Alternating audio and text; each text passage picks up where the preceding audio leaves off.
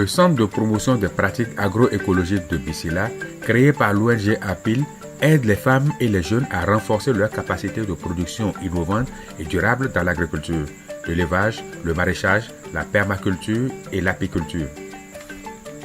APIL, après 20 ans d'appui aux producteurs, a fait le constat que les bonnes pratiques vulgarisées par ses conseillers agricoles aux producteurs ont du mal à être adoptées. Dans l'optique de trouver des réponses plus durables et adaptées aux réalités des producteurs dans sa zone d'intervention, l'ONG APIL, aidée en cela par ses partenaires, a créé le Centre de promotion des pratiques agroécologiques de Bissiga. Le Centre agroécologique de Bissiga est un centre qui a été mis en place par l'ONG APIL en 2015. Et l'idée qui a soutenu la mise en place de ce centre, c'est qu'il fallait coûte que coûte trouver une alternative au mode de production actuel des producteurs. C'est vrai que depuis près de 20 ans, nous avons travaillé à accompagner des agropasseurs, des agriculteurs, des maraîchers, des éleveurs.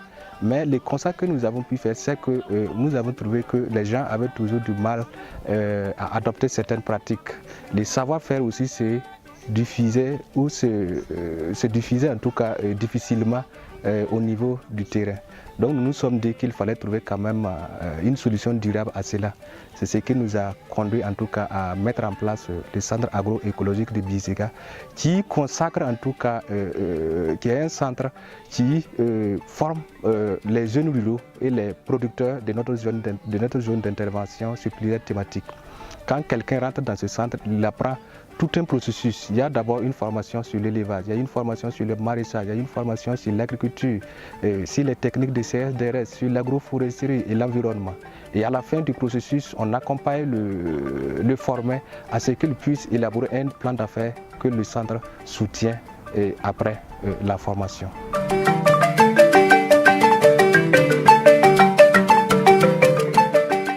Les activités du centre sont mises en œuvre suivant une trame méthodologique qui comprend 3 étapes, à savoir, premièrement, le ciblage et la sélection des bénéficiaires, deuxièmement, la formation des producteurs et des pensionnaires, et enfin, le suivi, conseil et l'accompagnement des producteurs. En 5 ans de formation et d'accompagnement, des changements significatifs ont été observés chez les producteurs et aussi les villages bénéficiaires. Premièrement, la restauration de la fertilité des sols à travers la mise en application du compost, les cordons pierreux, la régénération naturelle assistée, l'agroforesterie et l'alternance des cultures. Deuxièmement, l'autonomisation technique des producteurs. Troisièmement, le renforcement de la cohésion et la création d'un cadre de concertation favorisant les échanges d'expériences. Quatrièmement, le renforcement de la sécurité alimentaire dans les villages par la restauration de la fertilité des sols et l'adoption de bonnes pratiques agro-silvopastorales.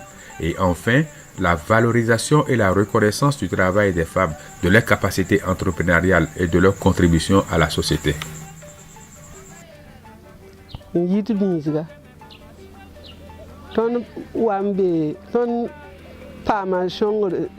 Centre waka senior rubuzo una unu ton utum ya ted ya to ko gulo ko bo la gulo sai sida ton sirwa ya kar suria no pinna ton da bora viura wensa ton na wa ko mu kudran sati le banga ya mo ton papa m ko na tinare la ton wa centre han wakati aka bimam gomda tata ton ho washandra kati aktu ton formation ama paha wala ribe ton mana jai demande ki perse bidiga la ton ni mona bidiga la ton ni ngidi bilu bala ayalma payeta wa ton handa ko hawa la shekara ton jibo pam da bianga le pinay da ya nan bala ka patin pam diba ti shege ton yebon pama shongri ya gulo ga wenge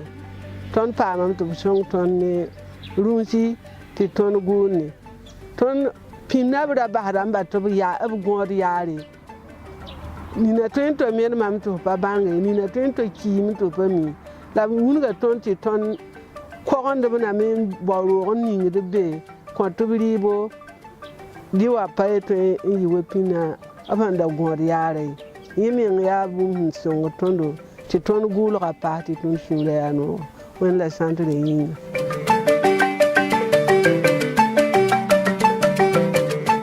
Avant, c'était la misère. Je n'arrivais pas à joindre les deux bouts. On ne peut pas cultiver, on ne peut pas manger à sa faim, on ne peut pas s'occuper des enfants. Mais quand le centre a été ouvert ici en 2015, bon, en tout cas, ça m'a motivé.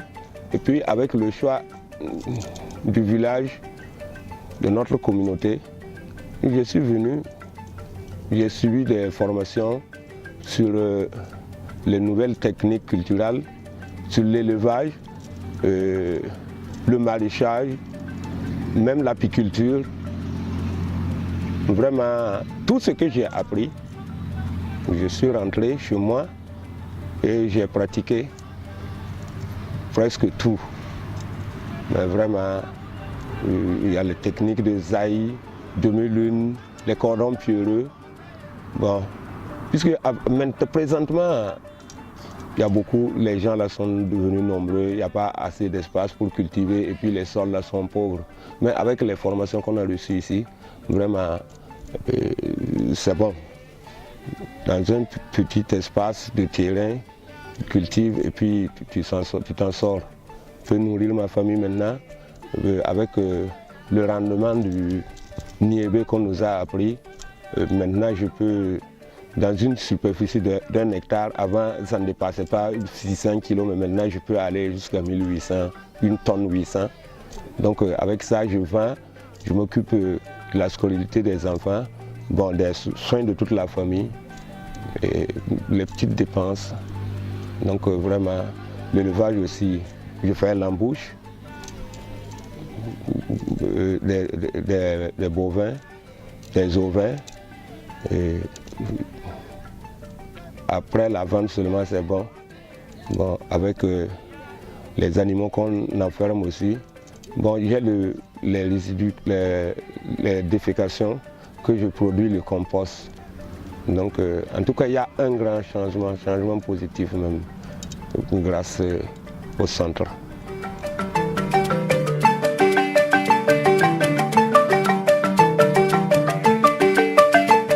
La réussite d'une telle initiative est conditionnée entre autres par un diagnostic participatif avec l'ensemble des parties prenantes bien impliquées en amont, la mobilisation des communautés autour de l'initiative afin de faciliter leur adhésion et entretenir une communication rigoureuse et saine, l'implication des responsables coutumiers, les services techniques et les collectivités, la constitution d'un pôle de formateurs bien expérimentés sur les différentes thématiques qui seront enseignées aux bénéficiaires, l'élaboration des curricula de formation bien adaptés et la mise en place de fonds pour accompagner les formés dans leurs villages respectifs.